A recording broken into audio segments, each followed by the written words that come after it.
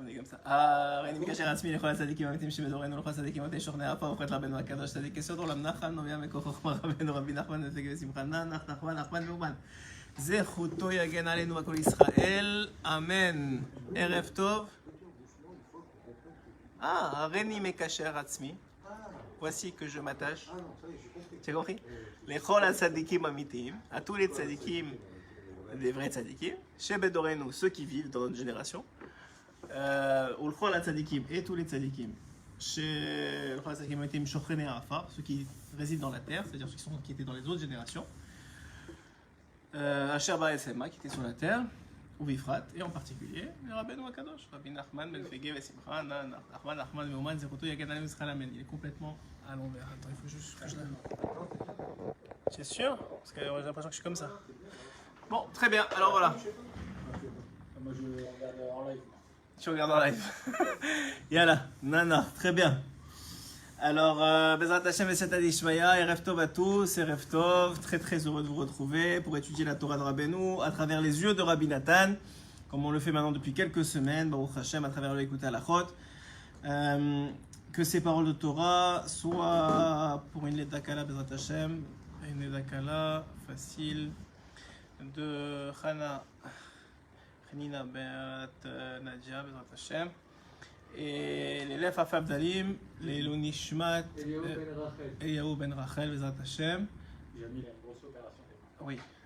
Les Nishmat, Eliyahu Ben Rachel, David Ben Mani, Ben Soussan, Ben Shushan, Bezrat Hashem. Et l'élève Afab Dalim, Refoua Shelema, Stéphane Asher Ben Myriam, Bezrat Hashem. Bezrat Hashem, que son opération se passe bien et que tout se passe bien et qu'on n'entende que des bonnes nouvelles de Torah Israël. Amen, Kenny Ratson. Donc on s'approche de Purim, Baruch Hashem.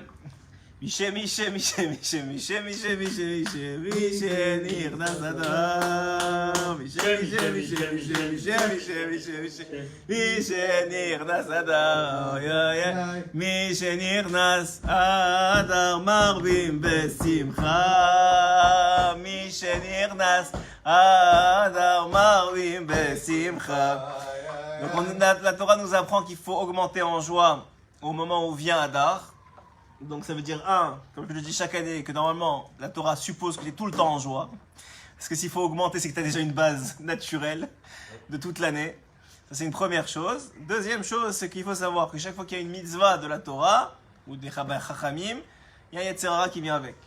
Donc s'il y a une mitzvah supplémentaire d'être joyeux pendant Adar, sachez que les épreuves elles vont être là aussi pour qu'on mérite on mérite notre joie vraiment. Il faut se travailler, c'est un travail. La simcha, c'est comme n'importe quoi d'autre, c'est un travail, il ne faut pas l'oublier. Donc, pour se préparer à ça, on va étudier ensemble Ilchot Purim, en tout cas à travers les secrets de Rabbi Nathan, et basé sur la Torah de Rabbeinu Akadosh.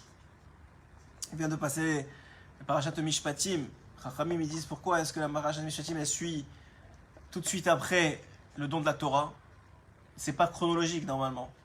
Non, jusqu'à maintenant, on est sorti d'Égypte, la mer s'est ouverte, on a reçu la Torah, ça c'était dans l'ordre. Mishpatim, ça vient comme ça, on dirait que ça descend de je sais pas où. Alors, mon fils, il m'a dit à Shabbat quelque chose que son Rav, il lui a dit. N'est-ce pas, c'est ton Rav qui t'a dit ça? C'est très vrai. D'abord, qu'est-ce qu'il a dit? D'abord, qu'est-ce qu'il a dit? Après, il y a la parashat de Romain. Alors? Le Rambam, il dit d'abord, c'est un Ben Adam et après, le Betamikdash. Kodem Tkol, Liot Ben Adam. D'abord, tu es un homme. Après, on voit la Torah. Ça, c'est la base de tout. Hein? C'est pourquoi c'est à l'envers. À faux. J'ai posé à faux. Alors voilà, mais quand même, moi je trouve que c'est une réponse à ça. Magnifique, mais c'est l'autre question. Quand tu arrives à Teruma. Ah, quand tu arrives à Teruma. Pourquoi ça arrive avant Teruma? Parce que Teruma, normalement, c'est censé suivre directement la paracha qui précède. Tu as raison. C'est ça la bonne question du Ramban. Et la réponse, c'est d'abord Liot Ben Adam. D'abord, tu dois être un homme. Ça veut dire quoi? Ah ben non, il dit, d'abord, tu dois avoir un cœur. Avant de faire les choses, d'abord, il faut être. Quand tu es quelqu'un, après, tu peux commencer à faire. Les gens, ils commencent à faire sans être. Le problème avec ça, c'est qu'ils font semblant. C'est bien de faire semblant quand ça arrive à un but. C'est-à-dire, des fois, on n'arrive pas à être joyeux. Ah ben non, il dit, il faut faire semblant d'être joyeux. Comment tu fais? Tu souris. Tu souris. Tu n'as pas envie de sourire, tu es fatigué, tu n'es pas bien, souris. Tu obliges-toi à sourire. éventuellement ça va influencer ton mood, ton sentiment général, et tu vas être joyeux, Bezrat Hashem. Et tu vas avoir des pensées positives et tout ira bien. Mais ça c'est quand on a un but. Mais il y a des gens malheureusement qui se prennent dans le semblant. C'est-à-dire, c'est pour ça que le Baal Shem Tov, on a dit plusieurs fois que le Baal Shem Tov, il aimait énormément prier avec des gens simples. Pourquoi? Parce qu'il ne se prenait pas pour quelqu'un qu'ils n'étaient pas. Ils savaient qu'ils n'étaient pas grand-chose, ou en tout cas ils croyaient. Alors qu'aux yeux d'Hachem, ils étaient énormément, mais en tout cas, pour eux, ils n'étaient pas grand-chose. C'était des gens simples, qui étaient prêts à écouter tout le monde, tous les chachamim, tous les gens, mais Mouna Pshuta. Eux, on disait le Baal Shem Tov, eux, c'était très très grand dans le ciel. D'ailleurs, il y a une histoire dans la Gemara, qu'il y a un sage qui est parti en haut. Si je me rappelle bien, c'est Rabbi Yoshua ben Levi, si je ne me trompe pas. Dans ma Seferet Brachot. Je ne pense pas que je me trompe, mais c'est possible. En tout cas, il y a un sage qui est monté en haut, et on lui a dit, qu'est-ce que tu as vu en haut? Il a dit, j'ai vu tout ce qui est en haut, c'est Afour de en bas. Ça veut dire, tout ce qui est en haut, c'est l'opposé d'en bas. Celui qui est petit en bas, il est grand en haut. Et celui qui est grand en bas, il est petit en haut. Qu'est-ce que ça veut dire? Il y a plusieurs explications dans la Gemara. Mais c'est au Pshat Pachout, c'est qu'on n'a pas les yeux pour voir. On n'a pas les yeux pour voir qui est chacun d'entre nous. Qui est la personne en face de toi. Tu peux croire avec tes yeux à toi, malheureusement, qui sont habitués trop souvent à juger, que la personne est supérieure à la personne en face de toi. Mais tu ne sais pas ni l'âme qu'elle a, ni la raison pour laquelle elle est venue dans ce monde, ni peut-être qu'elle a déjà fait 90% de ce qu'elle est venue alors que tu n'as même pas commencé. On ne sait pas tout ça. On ne sait pas qu'est-ce qui est. Il y a des gens qui viennent à la synagogue, pour eux c'est très très difficile, et ils font un grand effort, et pour toi c'est facile, tu n'as pas un grand mérite.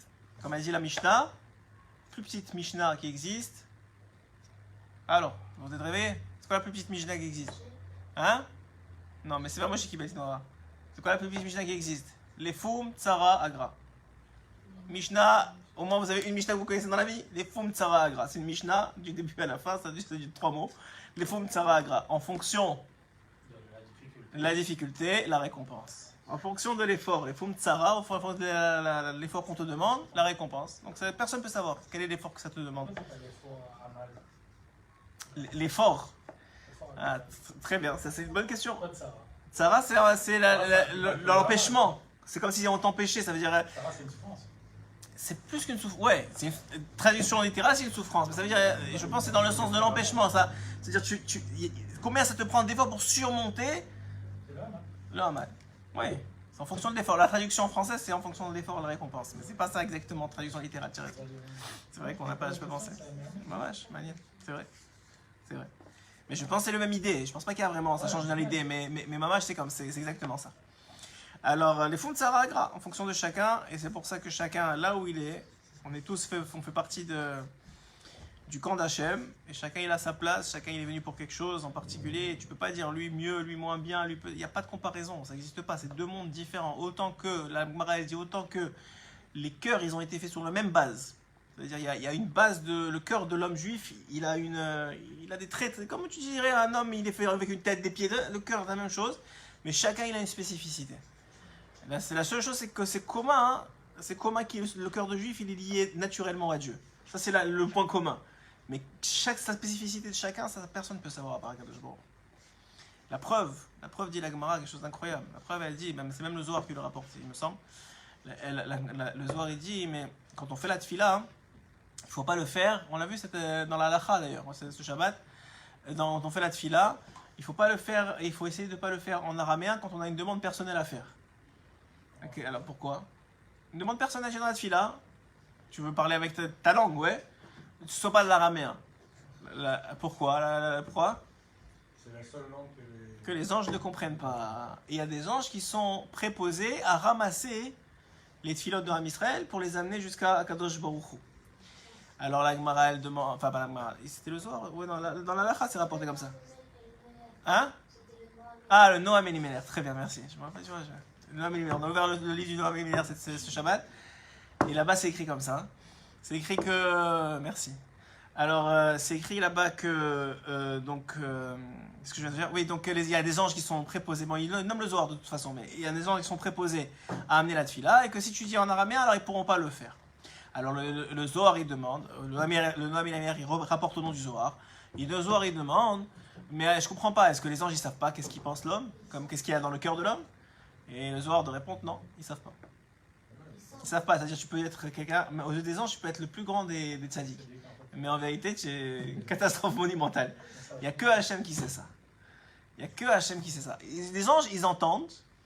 Et par contre, dit le Noam Elimelech, ouais, c'est ça. Par contre, dit le Noam Elimelech, il y a une petite distinction.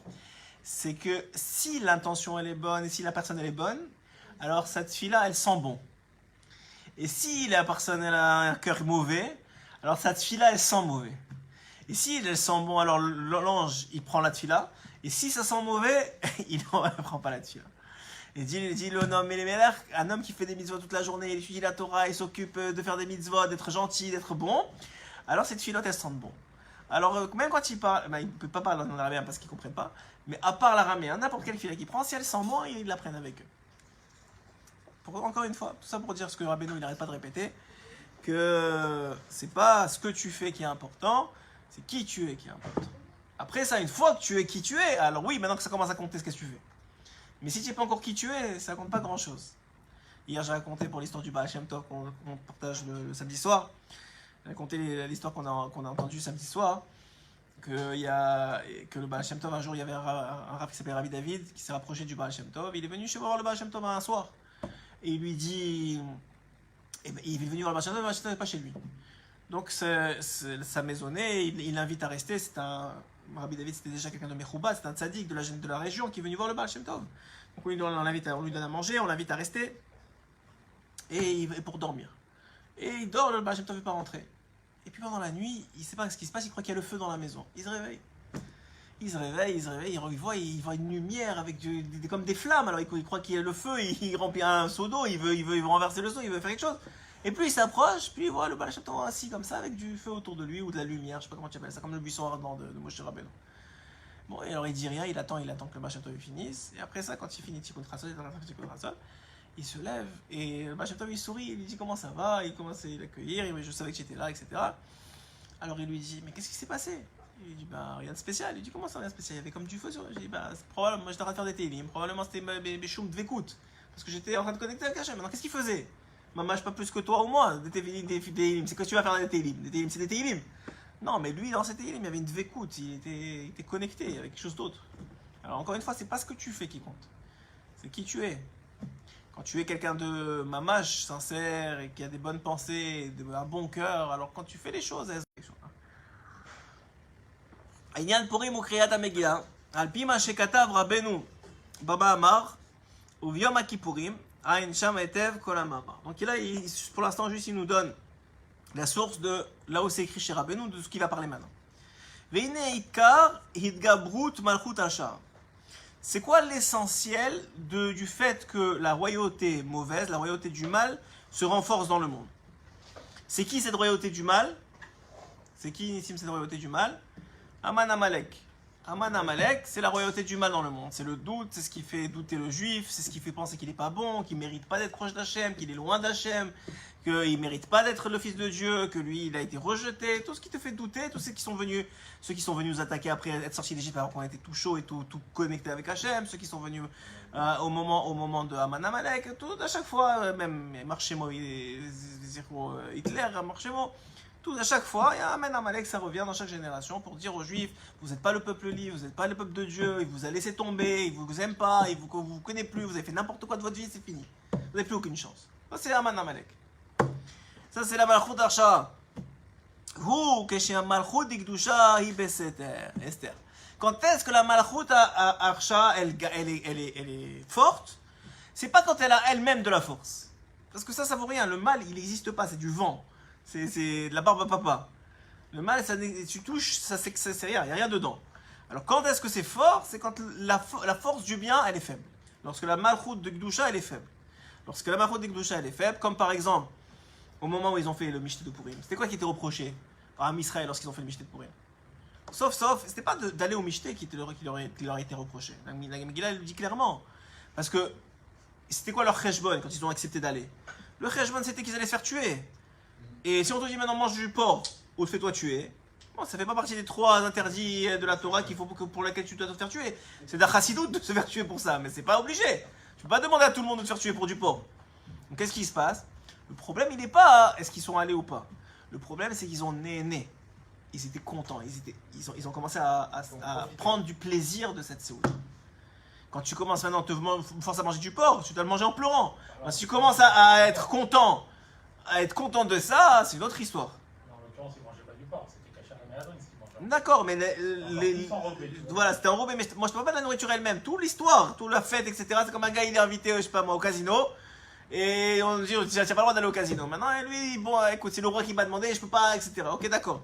Mais s'il va là-bas, il commence à kiffer, il commence à jouer, il y a un problème là. Si tu vas là-bas, tu restes dans ton coin, tu pleures, tu dis Hachem, pardon, je devrais pas être là, je sais pas ce que je fais là, c'est pas pour moi, vraiment c'est juste pour le shalom. Ok, on peut laisser passer. Mais que tu es né de la Avera, hein, ça c'est une autre histoire. Encore une fois, là, on voit encore une fois que c'est pas ce que tu fais qui compte. C'est qu'est-ce qu'il y a derrière. Qui tu es, qu'est-ce que tu ressens, pourquoi tu le fais, est-ce que tu ressens soit le plaisir de la mitzvah, soit le regret de la Avera. Qu'est-ce qu'il y a derrière. Donc un homme, tu prends deux hommes, tu prends la même vie pour les deux, les mêmes mitzvot, les mêmes averot, ils n'ont pas le même olam haba, mais quoi? Mais rien à voir, ni l'un ni l'autre, rien à voir. Pourquoi rien à voir? Parce que ça dépend de chacun. Ça dépend comment tu l'as fait, avec quel sentiment, avec quel regret, avec tout ça. Mais moi, ça n'a rien à voir. Donc il dit ici, alors qu'est-ce qu'on apprend de la Tachles? Qu'est-ce qu'on apprend de la Tachles? Tachles, on apprend que quand tu fais une mitzvah, il faut être joyeux de la mitzvah. Et quand tu fais une avera, déjà que tu as fait la avera, au moins sois triste de la avera. Les gens ils disent j'ai fait la avera, alors autant qu'il fait ça. Non. Chaque charata, chaque regret, ça fait partie, ça diminue énormément la force de la avera, la force que tu donnes au mal dans le monde. Un homme, il peut pas s'en sortir de la avera. Je sais pas, quelqu'un il se drogue, là, ou qu'il a n'importe quelle autre drogue. Et chacun il a ces trucs-là. Le jeu, les femmes, je sais pas ce qu'il y a. Hein? Voilà. Même si quelqu'un il tombe, il doit au moins regretter, dire je veux pas. Parce qu'il y a Rabbi Nathan, souvent je parle de ça, d'écouter à la chôte là. Il a écouté à la chôte là, dans les chôtes Ratson, dans les chôtes. J'ai oublié la chôte. C'est la chôte Gimel. Je me rappelle plus. Je te donnerai la source. En tout cas, là-bas, il parle du Ratson. Il dit que tous les quarts, c'est le Ratson. Ça veut dire qu'est-ce que l'homme il veut. L'homme, il est en train de fauter, mais il veut pas. C'est une nerchav, bishvilo, que c'est pas tellement une faute. C'est pas tellement une faute. Alors maintenant, si tu vas me dire, s'il veut pas, alors pourquoi il le fait? Il y a quelque chose il y a un tzad qui veut, parce qu'il le ferait pas du tout. Bah, il y a un problème. Mais encore, c'est pas la même chose. Encore, il y a des degrés en fonction de la volonté, et dans la mitzvah et dans la vera. C'est-à-dire que de toute façon, on sera jugé, mais on sera jugé moins fort, d'après moi, hein, Oui, par rapport au regret qu'on a. bien sûr. Badaï. C'est bien sûr. On sera jugé quand même. On sera jugé. Et la faute, il faut la réparer. Encore une fois, la réparation, c'est une chose. Et le jugement, la conséquence, c'est une autre chose. Alors, maintenant, ce qui est la conséquence, c'est la conséquence. Tu fais une action, il y a une conséquence. Mais le jugement, c'est bien sûr que ça dépend principalement de l'état d'esprit, de la volonté. Si tu dis même si c'est pas bon, mais qui tu te moques? Non, la faute. Ouais, de toute façon, c'est mort. Ça y est, tu l'as fait.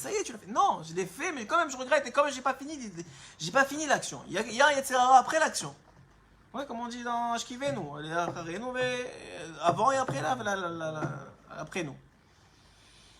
Alors, ועל כן יתגבר המלכות על אחשוורוש על ידי פגם וחטא האכילה שגרם להם ליהנות, tu vois, ליהנות מסעודה. Tu vois, même Rabbi Nathan, il le dit très bien. C'est quoi la faute? C'est d'avoir les notes, d'avoir profité, d'avoir un plaisir de la Séouda de Achashverosh, chez Otoracha. Allez, des Gaber Aleem, c'est grâce à ça qu'il a gagné. C'est pas grâce au fait qu'ils ont mangé, ou grâce au fait qu'ils étaient là-bas. C'est grâce au fait qu'il a réussi à leur faire prendre du plaisir de l'histoire, de cette histoire. Juste pour éclaircir, pourquoi est-ce que le Mishté d'Achashverosh il était interdit pour les Juifs? Parce qu'il a sorti les Kélim du Beth Amikdash? C'était quoi le lien qui était interdit là-bas? Premièrement, c'était pas la nourriture, c'était à part si, alors il y avait les Kélim, il y avait la Znout. Donc c'est venu après, ça veut dire. Mais c'était toute l'idée. Ouais. Mais la question c'est, déjà de base, il fallait pas y aller. Pourquoi? Parce que ça représentait quelque chose de... Non. Au début, personne ne savait pourquoi. Le seul qui a dit qu'il fallait pas y aller, c'est Mordechai. Tous les autres, ils ont dit, mais non, ça y est, on va y aller, on va s'asseoir, on va faire semblant de rien, on va faire du shalom, et c'est terminé. Tout le monde a dit, ok, c'est bon. Il y a que Mordechai qui a dit, non, ça sent mauvais. il y a quelque chose qui ne va pas dans l'histoire. Et au fur et à mesure, ça s'est dévoilé que oui, ça sentait mauvais. Que oui, ils ont pris du plaisir à quelque chose qui n'était pas caché. Parce que ça s'est dégringolé en znout et en tout ce que tu veux. Et en soularde et en vin cachère. Mais encore une fois, c'est pas le problème de boire du vin cachère ou pas cachère, tu t'es saoulé. De quel droit tu te sauves dans une histoire pareille? De quel droit tu dis rien quand il y a des crimes qui sont sortis? Mais combien de choses qui ont été sorties? C'est ça qui et d'ailleurs c'est la raison pour laquelle tout le Haïdien après du tikkun, cette faute là, c'était quoi le tikkun? C'est d'avoir reçu la Torah Be'ava. De la même façon que tu as voulu aimer la faute, maintenant il faut que tu aimes la Torah autant que tu as aimé la faute pour pouvoir réparer la faute. Alors il dit ici שגרם להם ליהנות מסעודה של אותו רשע, על ידי זה יתגבר עליהם.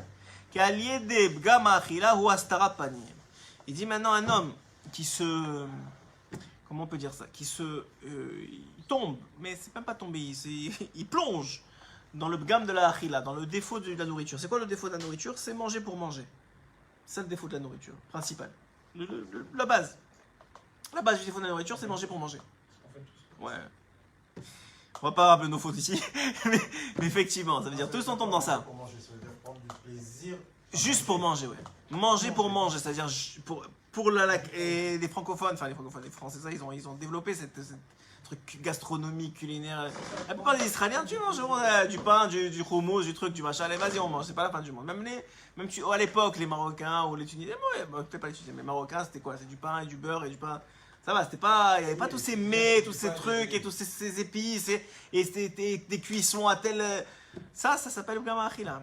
Alors maintenant, on est tombé dedans. Déjà, on est déjà dedans pas mal. Comment tu te sauves? Au moins, tu manges pas pour manger. C'est-à-dire, tu peux. De toute façon, tu es pris dans l'histoire. Donc, probablement que tu peux pas. Maintenant, tu peux pas manger quelque chose qui ton palais n'est pas bon.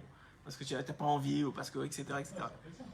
Voilà, mais encore une fois, il y a encore, premièrement, les brachot avant de manger, on le dit chaque fois. Il y a 3 slaves dans la nourriture pour réparer. Premièrement, les brachot avant de manger, qui sont le tikkun des étincelles divines qui vont sortir maintenant de la nourriture. Deuxièmement, à quoi tu penses quand tu manges?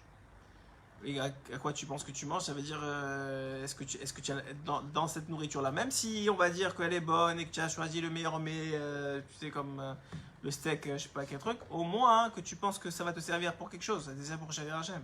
Au moins ça. Et le Tzara, il te dit, mais regarde, tu te moques de qui? Tu as choisi le meilleur restaurant et le meilleur truc, tu vas me dire c'est pour servir Hachem. Ouais, moi, voilà, je sers Hachem, je suis heureux. Voilà, il me fallait ça pour être heureux. Ben moi, je suis heureux. Hachem, il veut que je sois heureux. Ouais, voilà. Ouais, moi, bien sûr. Rabbi Nathan ici. Ouais, ça c'est le meilleur. Ça c'est encore mieux. Moi j'ai toujours dit, tu vérifies Kalji d'abord. Et le Tzara te dit quoi? Tu te moques de moi, tu es en plein restaurant, tu as choisi le meilleur truc, tu vas mettre Kéliou là. C'est pas vrai. Ah, mais quoi, c'est pas vrai? À 120 ans on règle les comptes. Maintenant laisse-moi tranquille. C'est là, on fait les repas de toute façon je vais manger. Tu essaies de faire le mieux que tu peux. Tu te sauves le maximum de Bgam Achila. Il y a toujours un Bgam. Parce qu'on est des hommes, encore plus dans notre génération, et on est attiré par la nourriture. Mais le moins tu fais le Bgam, c'est-à-dire le plus tu vas, comme tu as dit, préparer avec les brachot, avec le fait que c'est une là, avec les Yonish Matan, Tzadik, etc. Deuxièmement, dans la pensée, dans l'intention et dans les paroles que tu fais pendant le repas, si c'est des bonnes paroles, des paroles de Torah, etc. Et troisièmement, c'est dans les brachot acharonot, dans la fin. Et troisièmement, plus que les brachot acharonot aussi, c'est de manger juste avant la satiété. Parce qu'après satiété, Rabbi Nathan explique que tu peux pas métaken la nourriture. Si tu es plein, ça veut dire que tu peux plus métaken. Tu peux plus métaken la nourriture, donc c'est ça que tu manges. Bon, ça c'est encore un autre ignat. On continue. En tout cas, l'histoire elle est ici, qu'ils ont profité, encore une fois, tu vois, c'est pas qu'est-ce qu'ils ont mangé, ou qu'ils ont pas fait les brachot, tout ça ils ont fait. La seule chose qu'ils n'ont pas fait, c'est que l'intention qu'ils avaient pendant mangeant, c'était pas pour Hachem, et c'était pour profiter de la soirée qui est en train de se passer, ou les journées qui sont en train de se passer autour d'eux. Alors, כמו שכתב רבנו ז"ל במקום אחר, כי על ידי פגם האכילה, כשאינה בכשרות יכולים ליפול חס ושלום, מהשבעים פנים של תורה לבחינת שינה. Il dit un homme, il peut être très très très sadique. Mais vraiment, quelqu'un qui connaît la Torah, les 70 panim de la Torah, les 70 nations, à cause de la achila, il peut tomber à un point que comme s'il a oublié toute la Torah. À cause de la nourriture. C'est-à-dire, un homme, on ne parle pas de nous maintenant qu'on est déjà loin de nous. Mais on parle de quelqu'un qui connaît les Shivim Panim de la Torah et Rabbeinu il dit malgré tout, à cause de la achila, il peut tomber en dormance. Il parle pas que quelqu'un qui mange taref. Hein. Non, pas quelqu'un qui mange cachère avec les brachot, avec tout. Juste l'intention et tout ce qui entoure la nourriture, c'est pas bien. Oublie le taref, oublie même la cache-route, la moins méadrine, la plus méadrine. Malgré tout, ça, c'est le gars qui mange taref, c'est fini. Le problème, moi, je l'ai déjà dit, et c'est pas moi qui le dis, c'est Rabbi Nathan. La nourriture, ça va directement dans le sang. Et le sang, ça abreuve tous les organes, en particulier le cerveau, mais tous les organes. Donc maintenant, si la nourriture, il y a un gamme dans la nourriture, tu peux faire autant de rattrapage que tu veux. Il est dans le sang maintenant. Et ça, tes pensées, elles sont influencées par ça, tout. Tu deviens ce que tu manges. Alors maintenant, Rabbi Nathan, il dit, quand la nourriture, elle est cachère, et du meilleur cache-route, et que tu as fait attention à tout ça, alors il y a une séparation qui se fait entre la partie Eloki, la partie divine, la partie spirituelle de la nourriture, qui elle va nourrir tes organes, et l'autre qui va aller aux toilettes. On a fait la semaine dernière. On continue. שהיא בחינת הסתרת פנים, כמו שכתב רבנו מזה במאמר, פתח רבי שמעון ואמר, עת לעשות להשם הפרו תורתך, אין שם. ועל כן, נתייעץ לעשות הסעודה בסוף גלות בבל, דהיינו בסוף 70 שנה של גלות בבל. כי 70 שנה של גלות Bavel ou Bechinat Shena. Alors il dit maintenant, pourquoi est-ce qu'ils sont tombés tellement bas dans la nourriture? C'est parce qu'ils étaient déjà 70 ans après la première exil. Et donc ils étaient vraiment loin de la Torah qu'ils avaient appris il y a 70 ans et des 70 facettes de la Torah. Donc comme ils étaient déjà entre guillemets, comment on dit, presque pas assimilés, mais ils étaient prêts à tomber quoi. Ils étaient prêts à accueillir.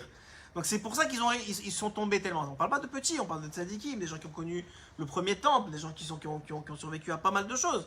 Et quand même, eux, ils sont tombés parce que ça faisait déjà 70 ans, ils étaient fatigués, ils étaient éloignés des 70 facettes de la Torah. Bechinat mi ika de nain shivim shenin, shekatav b'ma'amar anal, bechinat yemei shenotenu bahem shivim shana, זרם תם שנה יהיו בחינת בשוב השם את שיבת ציון היינו ככל מין שזה כאה על 70 שנה של גלות בבל. Il dit au bout des 70 ans, alors c'était le temps de revenir, mais c'était aussi le moment le plus bas qu'ils étaient, que Moshe Perej Rashi, comme il a expliqué Rashi, et c'est pour ça. בסוף ה-70 שנה, à la fin des 70 ans, שאז הוא התגברות השינה, c'est là où le top du sommeil il était. C'est-à-dire les gars, ils ont oublié Hachem, ils ont oublié ce qu'ils sont venus faire dans ce monde, ils ont oublié le temple, ils ont oublié la raison qu'il fallait reconstruire le temple. Bechinat Astarat Anal, il y avait un tel Astara. Encore, alors, si on parle de 70 ans après la destruction du premier temple, qu'est-ce qu'on doit dire nous? Ça fait 2000 ans qu'on a perdu le deuxième et on connaît personne qui a connu le temple. Donc on parle, si eux ils étaient en Astara, c'est-à-dire si ils étaient en dormance, nous on est en coma, c'est même plus de la dormance. Donc on a des circonstances atténuantes. C'est pour ça que je te dis, j'aime bien qu'on soit là. Alors il dit ici, mais je vois jamais Chivati, non, excuse-moi, chez Azen Gabodajana, Bechinat Astaratan, ועל כן, כשראו המן ואחשוורוש שעדיין לא נגאלו ישראל ולא נתעוררו משנתם, על כן סבר שלא יגאלו ויתעוררו עוד, כי עד ה-70 שנה יש תקווה להתעורר משינה מאחר שעדיין לא נפלו מכל ה-70 פנים, ועל כן היה ראוי שיהיה גאולה תקף ומיד בסוף ה-70 שנה ולא תאחר אפילו רגע. Il dit que les 70 ans c'était la fin de tout, c'était en dormance complet, et quand ils ont vu maintenant Achashverosh et Haman, ils ont dit soit on va se faire délivrer, soit c'est fini. Il n'y a pas de solution. Soit on se fait délivrer, alors qu'au début comme ça tournait en la faveur d'Haman, alors tous ils ont dit bon ça y est c'est fini. Mais quand petit à petit ils ont vu, et d'ailleurs Rabbi Nathan a un très très très beau, écoutez la phrase qu'on fera peut-être, qui explique là-bas, hein, pourquoi est-ce que Hachem il a pas tout de suite cassé Haman et il a fait tout ce mahalar que le matin même il a commencé à le trimballer dans toute la ville et dire voilà comment il honore le roi qui veut honorer, il y avait Mordechai sur le cheval, etc. Pourquoi toute cette histoire-là? Alors il dit Rabbi Nathan que comme ils étaient en Shena tellement importante, ils ne méritaient pas d'être délivrés. Alors qu'est-ce qu'il a fait Hachem? Il a fait toute cette histoire avec Haman et Mordechai, que Mordechai il a pris le pouvoir sur Haman, et qu'il l'a travaillé devant tous les juifs comme ça, et tous ils ont dit ah ça y est c'est le moment de délivrer. Tous ils ont cru en la Géoula. Et par le mérite, c'est ce mérite-là qui les a fait se délivrer, dit Rabbi Nathan. C'est-à-dire qu'ils ne devaient pas être délivrés, malgré que tout était scellé. Alors Hachem il a fait en sorte que maintenant Haman il trimballe Mordechai partout, et il le voit et qu'il y a le juif en haut et le goy en bas, enfin le Aracha, c'est pas tout tous des rachats. Mais en tout cas, le rachat Amalek, il est en bas. Ils ont dit, ah, ça y est, on va être délivrés. Parce qu'ils y ont cru, ils ont été délivrés, dit Rabbi Nathan. Alors il dit, Aza est caché, mais Olé Torah Meshenaki. Alors on voit combien c'est important dans la Mouna. La Mouna, c'est la même chose avec l'ouverture de la mer. C'est parce qu'un archevêque il a cru que ça allait marcher, que ça a marché. À chaque fois qu'il y a un S, où il y a des moments dans la vie où ça dépend de la Emouna de l'homme. Ça dépend mamache de la Emouna de l'homme. Même avec Amalek, on a vu dans le désert, quand Moshe il avait les mains en haut, il gagnait. Quand il avait les mains en bas, il perdait. Le gamin demande comment c'est possible. Quand il avait les mains en haut, il regardait vers le ciel, il pensait à Hachem. Ils avaient de la Emouna, il gagnait. Quand il était en bas, il n'avait plus d'Emouna, il perdait. En réalité, tout dépend de la Ouais, tout. Ce monde-ci dépend de la Emouna. Ce monde-ci dépend de la Emouna. C'est quelqu'un qui a de la Emouna, il gère sa vie. C'est lui qui gère sa vie. C'est sa Emouna qui lui ouvre les portes. C'est-à-dire, pourquoi? Parce qu'elles sont prêtes à être ouvertes.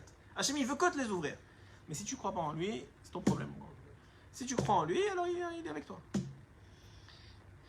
Alors, qui keshit hakev yoter mishivim shana venoflim chas veshalom mikol hashivim panim azay kaché meod letorer mashena ki im alede bechinat hadrat panim. Alors il dit maintenant, si ils étaient partis dans les 70 sommeils, des 70 ans, ça aurait été très difficile de les sortir, même grâce à Hadrat Panim, c'est-à-dire au dévoilement de la face d'Hachem. Chez Zeïev, Charliot, qui im alédé Mashiach. Ça, c'est seulement Mashiach. Donc, ils auraient dû avoir Mashiach pour sortir de cette histoire. S'ils étaient tombés vraiment trop bas. Chez Yavo, Bimerabeano. Mais nous, on est bien en dessous des 70 dormants, il ne faut pas se le cacher. Donc, la seule façon qu'on s'en sorte, nous, c'est que Mashiach y vienne. Mashiach, c'est autre chose. C'est même plus par notre mérite. Il y a un système qui se met en place. Mashiach, on y participe par notre bonnes actions, on a dit, par Sikot tout ça. Mais c'est autre chose, c'est un réveil d'en haut. C'est-à-dire, Hachem, il décide, ça y est, c'est Mashiach, allez, c'est fini. Et la seule raison, dit Rabbi Nathan, et Rabbi nous, en vérité, qu'il n'est pas encore venu, c'est parce que Hachem, il attend qu'il y a de plus en plus de monde qui puissent dire qu'ils y ont participé. Hein? Voilà, qui attrape le crin. Mais en vérité, ça ne dépend pas de nous. En vérité, Mashiach, il va venir de toute façon. C'est-à-dire, tu veux pas, il va venir. Parce qu'en ce moment, on est pratiquement à la fin. Donc, ouais, ah ouais, ça c'est. Mais c'est même pas une question. Depuis le début, Hachem, il sait qu'un jour il y aura Mashiach. Il savait quel jour et quel moment et quelle heure. Maintenant, la seule raison, dit Rabbeinu, et c'est pour ça qu'on.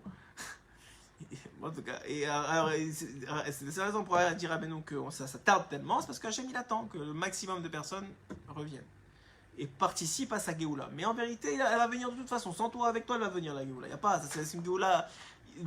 Sinon, le monde n'a pas de justification s'il n'y a pas de délivrance. Alors, il dit ici, on continue.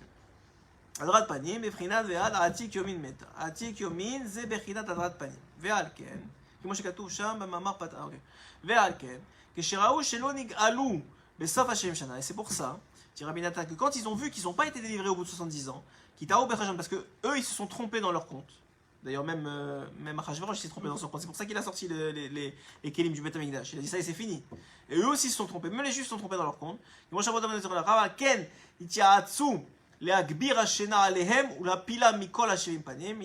sont désespérés et donc le sommeil s'est alourdi sur eux. Qui est l'aspect des 70 ans à travers la nourriture. Quand on tombe à cause de ça, quand on mange beaucoup, on a envie de dormir. La même chose, c'est le même principe, c'est spirituel, mais c'est le même principe. C'est pour ça qu'ils ont fait une Seuda au bout des 70 ans, afin que les bénis Israël ils tombent avec eux.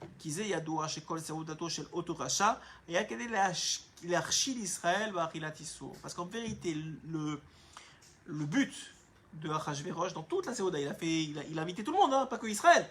Mais tout le but de Achashverosh, c'était de faire tomber Am Israël dans Achilat Issur, dans la nourriture interdite.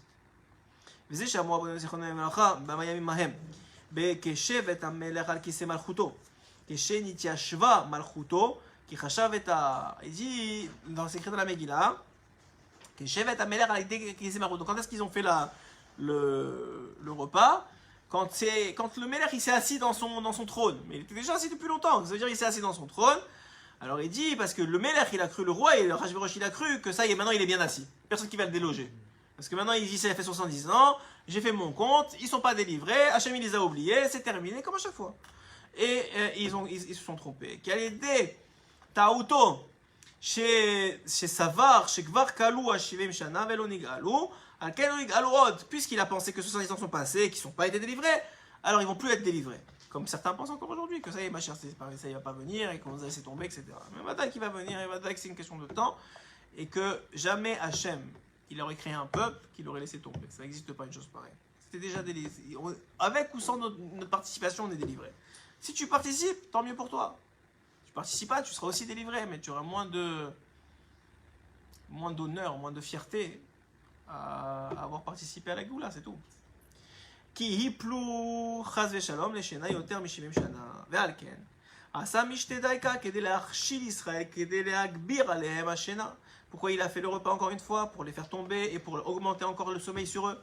Ou la pilam chas v'shalom mikol bechinat ha-70 shana. Et pour qu'ils, comme s'ils les avaient laissés là-bas dans les 70 ans, ils les avaient bloqués là-bas et c'était fini.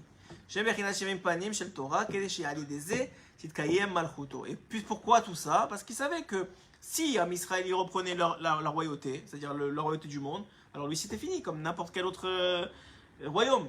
On a vu les Perses, on a vu les Égyptiens. À chaque fois que Am Israël il remonte, la malchoute des Sitrachara elle descend. Puisque lui c'était le représentant de la malchoute des Sitrachara, il a dit c'est bon. Si eux il s'est fini pour eux, alors c'est moi qui va rester pour l'éternité, puisqu'il n'y aura plus personne pour enlever la royauté.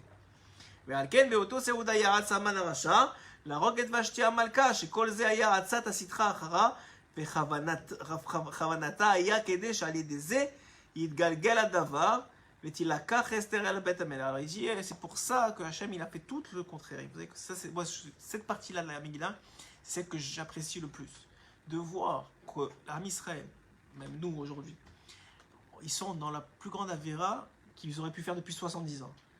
Ils sont en train de profiter et de prendre du plaisir d'une Seouda qui va contre Hachem. Mamash contre Hachem. C'est-à-dire, il est en train de prendre des kelim du Bet Amikdash et de mettre des femmes nues devant eux et tout ça. Et eux, ils profitent. Un peu, beaucoup, ça change rien, ils profitent. Et Hachem, quand même, avec tout ça, il est en train de préparer leur Géoula. Moi, je trouve ça extraordinaire. Hachem, avec tout ça. Les Chachamim qui étaient là-bas, ils n'ont pas vu venir l'histoire. Ils étaient là-bas, et t'as les femmes qui commencent à se balader, t'as les Kélim qui sortent. Ils ont Les femmes qui commencent à se balader, c'était déjà sous. On y va. Ils étaient déjà sous, c'était fini. C'était déjà fini. L'histoire était déjà pliée. Et le Hanyan ici, encore une fois, remarquez bien, Hachem, il est en train de préparer la délivrance, puisque maintenant il va tuer Vashti, il sait très bien que Esther va prendre sa place, et que c'est grâce à Esther qu'on va être délivré, alors qu'en Israël, il est en train de fauter, il est en train d'aller contre Hachem. Mais Hachem, il sait que c'est pas nous. Il sait que c'est pas notre volonté, qu'on est en train de se faire prendre, qu'on est ça fait 70 ans qu'on est en exil, et qu'on est endormi, et que le roi Rajurash, il en a profité. Il sait tout ça. Il sait que c'est pas nous. C'est-à-dire, c'est vrai qu'on est tombé, c'est vrai qu'on va payer pour ça, c'est-à-dire, on a besoin de Meshalem, il va avoir la peur de l'extermination, il va avoir tout ce qui va aller dans l'histoire. Mais ici, au fond, on veut être avec lui. Malgré tout. Et puisqu'il sait ça... C'est lui qui l'a programmé également. Qu'est-ce que tu veux dire? Puisqu'il sait qu'on était en train de plonger après 70 ans, etc. Mais comme c'est lui qui écrit toute l'histoire, donc il sait très bien... C'est lui qui l'a programmé, cette descente. Oui, mais d'accord, mais tu peux écouter aussi Mordechai et ne pas y aller. C'était un choix. Le choix, il est là. Maintenant, il savait quel choix on allait faire. Ça, oui. Mais ça n'empêche pas qu'on avait un choix d'écouter Mordechai, le Tzadikador, et de dire, écoute, on n'y va pas. Il n'y a pas une même qui ont été punis pour l'histoire d'Avodazara qui l'ont fait avec Nabucodonosor. Daniel, et avant à l'époque de Daniel. C'est ça, en fait, Le début de tout, c'était ça, ouais. C'est ça, Qui se sont prosternés devant la statue de Nabucodonosor. La punition, c'est ça. L'origine, mais c'est ça, Midrash, non pas Midrash, je pense que Megillat, dans Megillat Esther, dans ma série de Megillah, c'est écrit là-bas. Mais oui, c'est ça, c'est une source. Mais en tout cas, dans les faits, c'est qu'ils étaient en train de profiter. Mais comment c'est beau que tu es en train d'aller contre, en tout cas, ça a l'air que tu vas contre Hachem. Hachem, il est quand même là. Il te dit, écoute, même si tu vas contre moi, en vérité, je sais que tu m'aimes, et je sais que tu veux être avec moi, et je sais qu'au fond, tu veux être avec moi, donc t'inquiète pas, je te sauve quand même. C'est incroyable, je trouve ça. Franchement, moi, je trouve ça extraordinaire. C'est le lien qui te donne les forces pour faire la faute. Il te donne les forces pour faire la Avera. Ouais, d'accord, oui, ça oui. Un homme qui va pour faire une Avera, il lui donne la santé, il lui donne la vie, il lui donne la force. Ouais, d'accord, mais là, d'accord, ça tu peux dire, ok, bah écoute, tu as fait ton choix, bah écoute, tu as fait ton choix, maintenant le monde il est Kiminago, c'est-à-dire comme tu veux, comme il est, le monde il est. Mais de dire qu'il est en train de te sauver alors que tu vas contre sa volonté, entre guillemets, ben, si, tout est sa volonté, mais en tout cas en apparence. Moi j'ai toujours trouvé, dans la Megillah, je trouvais toujours cette partie-là énorme. On dit continue, donc qu'est-ce qu'il a pensé maintenant? C'est pas de lui. Hachem il a mis dans la tête de Haman de tuer Vashti. Et l'idée derrière, que grâce à ça se tourne la chose. Et que Esther devienne la reine.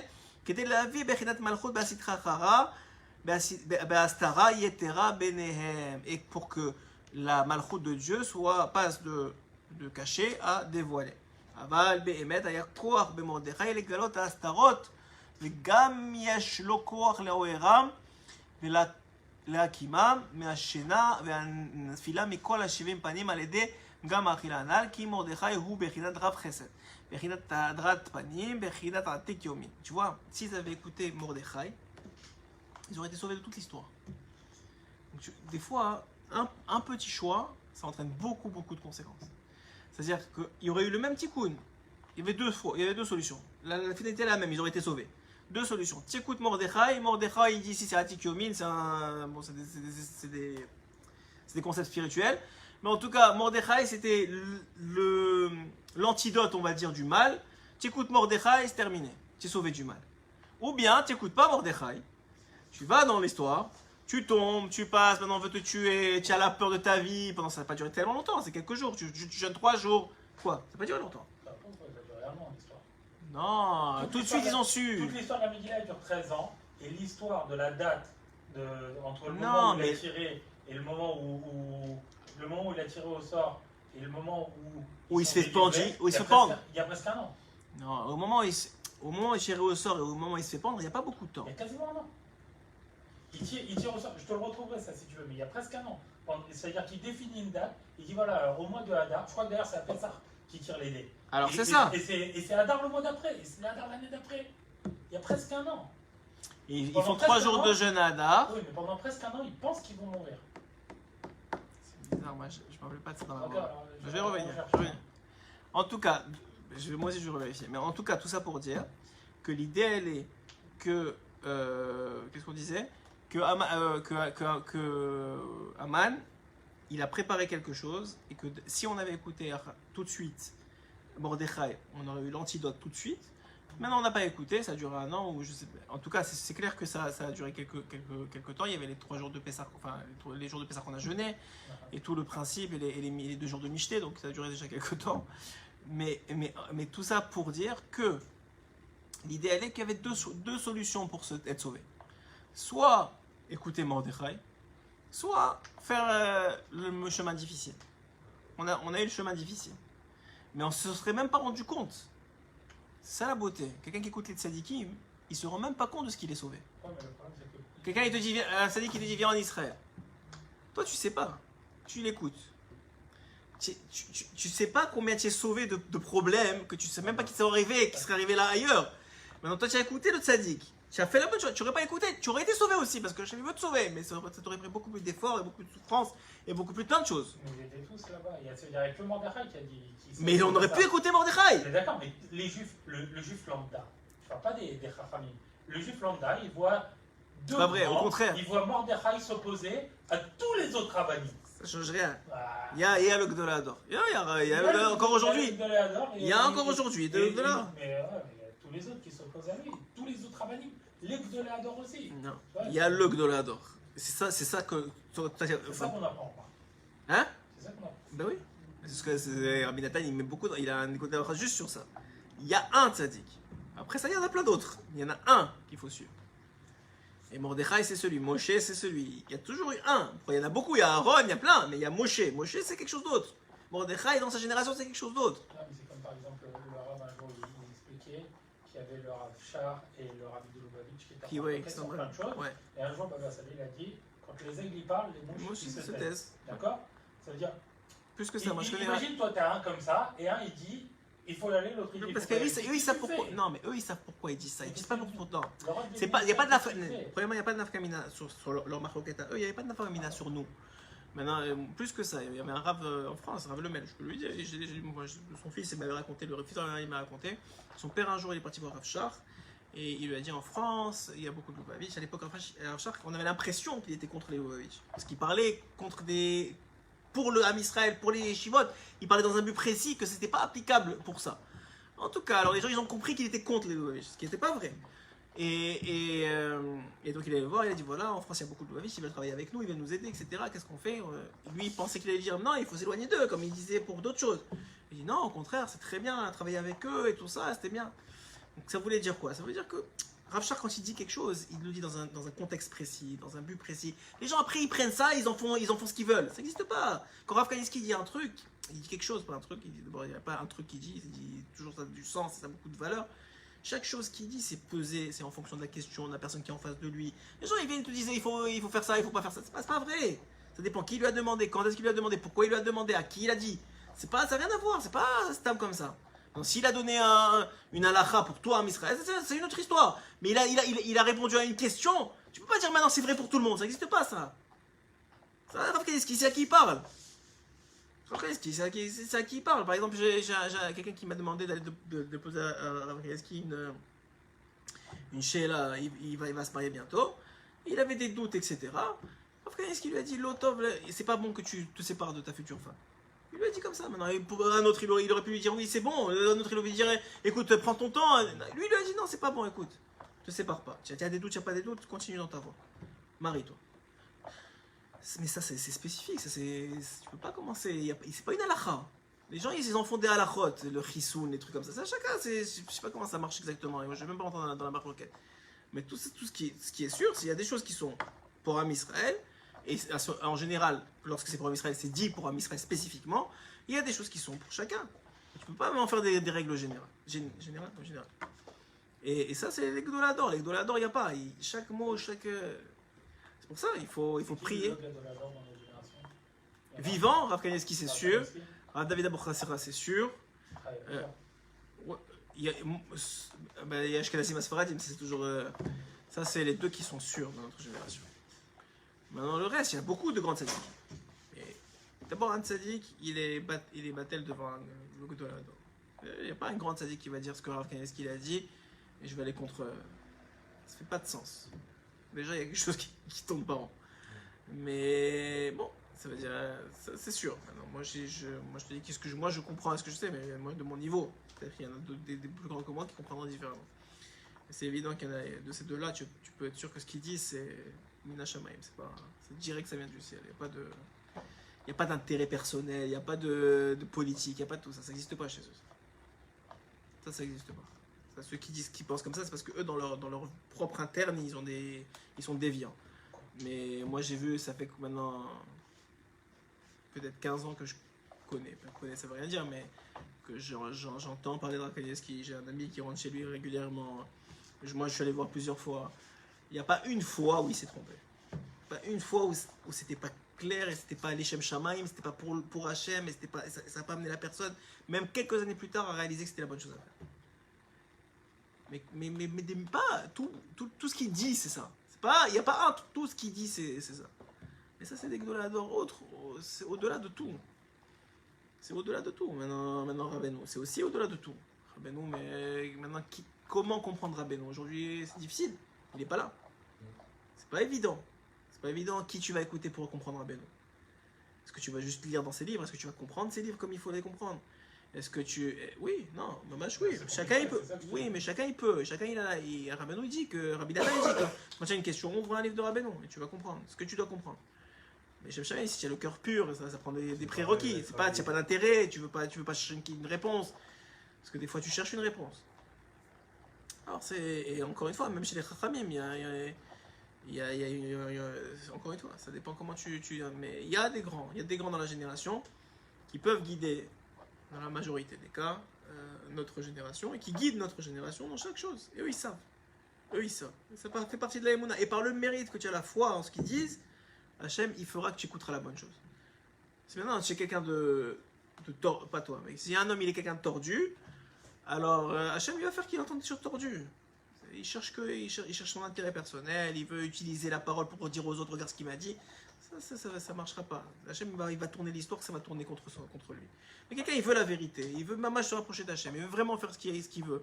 Il ne demande pas juste pour avoir de la réponse qu'il veut, mais il est prêt à entendre ce qu'il a besoin d'entendre. Hachem il va le faire entendre, malamalo.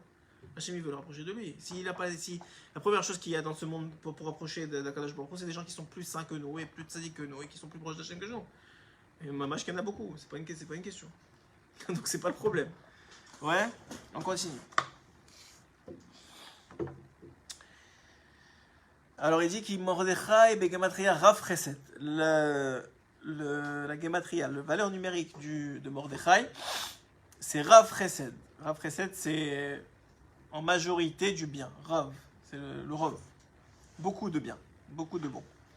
וזה שמצינו שכל העיקר הגאולה הוא הביא מרדכי על ידי סיפור מעשה בחינת ויגד מרדכי לאסתר המלכה שסיפר המעשה שהיה לאסתר שהיא בחינת ההסתרה בחינת שינה כדי לעורר מהשינה ולגלות ההסתרה על ידי זה כנ"ל וכן היה בסוף שעל ידי זה באה הגאולה אז כמו שכתוב בלילה ההוא נדרה שינת המלך. Ça on le fera la prochaine fois בעזרת השם. Il dit ici, juste pour que vous compreniez ce qu'il dit, il dit que toute l'idée qu'on s'appelait Esther, qui veut dire Astara, qui est cachée, et que il lui a dit de ne pas dire qu'elle était juive pour justement que ça reste caché, c'est justement parce que, c'est pas parce que, en fait c'est dans l'autre sens, c'est parce que Hachem était caché, que Mordechai il a dit c'est pas le moment que tu te dévoiles. Hachem il est caché, qu'est-ce que tu vas faire maintenant? Tu vas dire que tu es juive? Donc ça n'a pas de sens. Maintenant, Hachem, il a décidé que tout est caché, que tout est Béastara. Alors toi aussi, sois Béastara. Toi, Israël, la Géoula aussi sera Béastara. Et quand Hachem va décider que ça va tourner, alors maintenant tu vas te dévoiler.